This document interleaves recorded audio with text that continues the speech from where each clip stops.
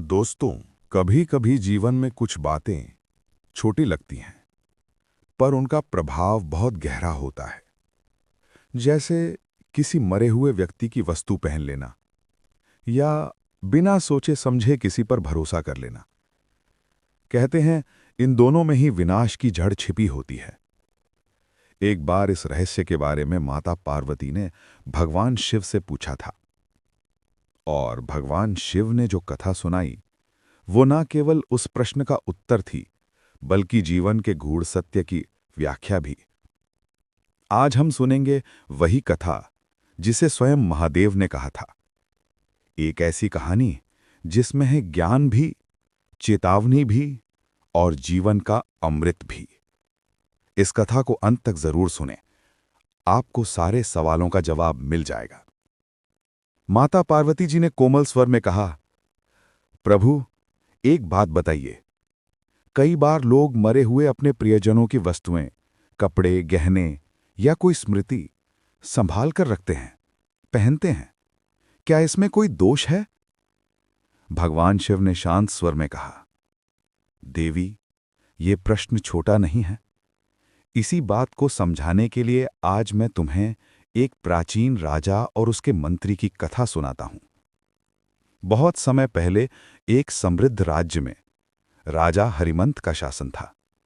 वो न्यायप्रिय और दयालु था, परंतु अत्यधिक भावुक भी।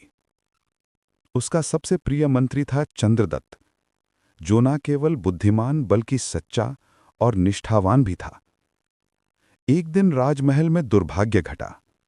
राजा का छोटा भाई अचानक युद्ध में मारा गया।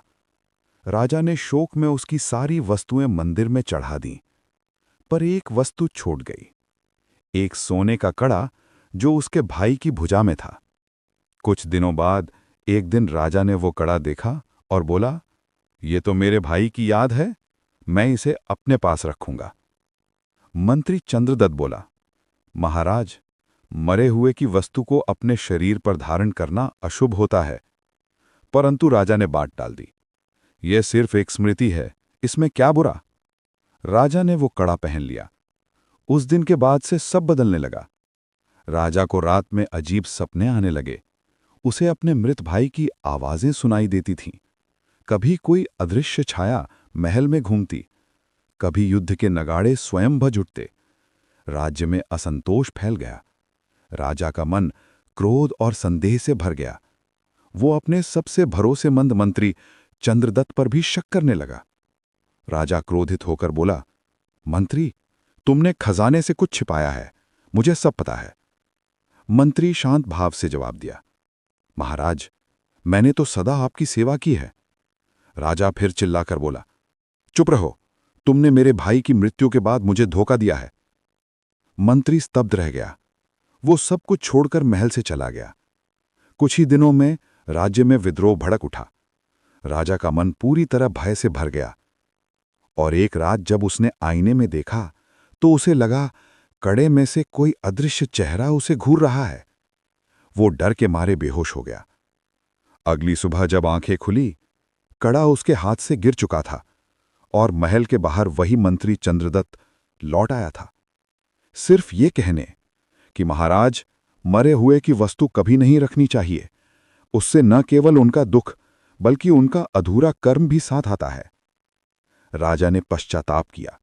उसने कड़ा गंगाजल में प्रवाहित किया और मंत्री से क्षमा मांगी।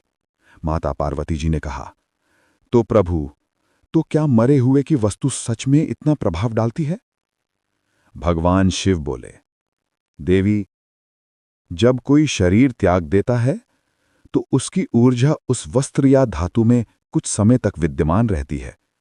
उसे धारण करने वाला व्यक्ति अनजाने में उस ऊर्जा से जुड़ जाता है, जो अक्सर दुख और अशांति का कारण बनती है। पार्वती जी फिर पूछती हैं, प्रभु, और वो मंत्री जिसने बिना किसी स्वार्थ के राजा का साथ निभाया, क्या वही सच्चा मित्र था? भगवान शिव मुस्कुराए और बोले, हां देवी, सच्चे मित्र की पहचान संकट के समय होती है। जो व्यक्ति लालच, भय या स्वार्थ में भी सच्चाई और निष्ठा से नहीं हटे, वही सच्चा मित्र कहलाता है। दोस्तों, कभी किसी मरे हुए की वस्तु को मोहवश न धारण करें, क्योंकि मोह ही विनाश का पहला कदम होता है। और जो व्यक्ति संकट में भी आपका साथ न छोड़े, आपके दोष में भी आपका भला सोचे, वही आपका सच्चा मित्र है। जीवन में ये दो बातें याद रखिए, मरे हुए की वस्तु नहीं, उनके संस्कार संभालिए, और मित्र की बात नहीं, उसकी नीयत देखिए। जीवन में दो चीजें बहुत सावधानी से चुननी चाहिए, कौन सी वस्तु अपने पास रखनी है और किस इंसान को अपने दिल में जगह देनी है, क्योंकि वस्तु की ऊर्जा जीवन बदल देती है और इंसान की नीयत भाग्य। जय महादेव। हम मिलेंगे एक और सच्ची प्रेरणादायक कथा में। तब तक याद रखिए, हर चीज की एक ऊर्जा होती है, बस फर्क इतना है कि आप उसे जीवन में कैसे संभालते हैं।